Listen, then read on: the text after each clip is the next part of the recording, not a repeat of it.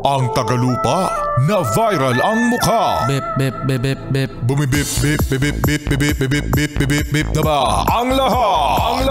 Martian and Rico Pañero. Bip bip bip bip bip.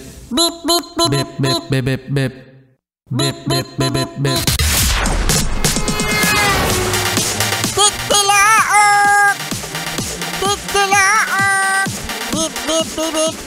Ito na ang 101.1 Yes FM Balitang Ang low pressure area mga yes friend na binabantayan kahapon ay isa ng bagyo. Ha? May bagyo tayo? Oo, ang pangalan niyan mga yes friend ay si Kerubin. Yan, letter Q, si Kerubin. Signal number 1 ang nararanasan ngayon mga yes friend sa may Davao Oriental. Pero sinasabi naman ng Pag-asa na maaari na bumalik bilang low pressure area itong si Kerubin ngayong araw. Sana naman mga yes friend. Pero no worry dahil sinasabi rin ng Pag-asa Martian mga yes friend na itong si Kerubin ang huling bagyo bago magpasko. So sana last na ito at wala nang humabol, okay? Okay, Kerubin, wala na ha, cut off.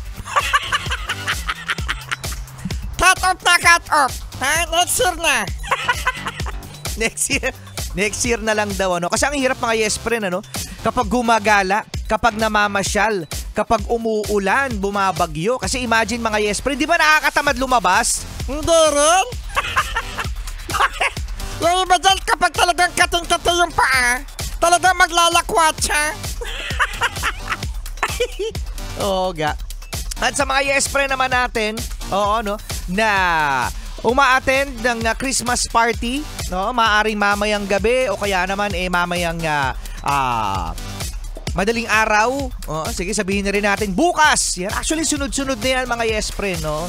Huwag kakalimutan na magdala ng payong. Ayan, oo, kasi hindi natin masabi ang panahon. Kasi imagine mga yes friend, ano, may mga theme dyan na glamorous, magga-gown, pagkatapos maputik.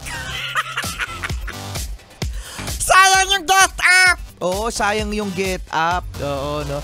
Sa mga yes friend natin, ano, sana naman last ng bagyong ito. Kasi mahirap talaga mga yes friend ang umuulan kapag Pasko, lalong-lalo na kapag New Year. Actually, no, may advantage din pala mga yes friend kapag umuulan kapag New Year kasi nababawasan ng mga nagpapaputok. Kasi kapag siringgihan nila sa labas, basa na. Basa na nga, ano. Uy, may nag-PM sa DJ Rico Pañero. Batiin natin ang mga yes friend natin sa Quezon City.